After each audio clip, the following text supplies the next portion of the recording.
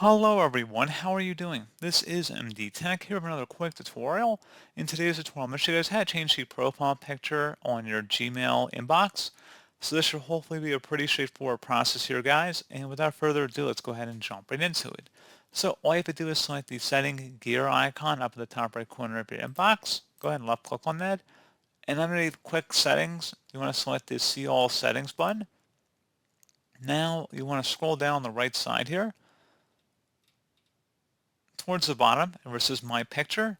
You have to select the About Me option, so go ahead and select that. And then under a profile picture, you can just click inside of that field and then select Add Profile Picture. You can select the default image in here, as well as any images you may have uploaded to Google Photos or from your computer if you want to just drag and drop them in there, in which case then you can go ahead and actually center them. So if you selected a profile picture, go ahead and center it in this page, and you can also rotate the image as well. And you would select Next, and then it might take a little time to process here. I'm not going to change my profile icon, but you can see that exact process is how you can actually do it. So pretty straightforward process.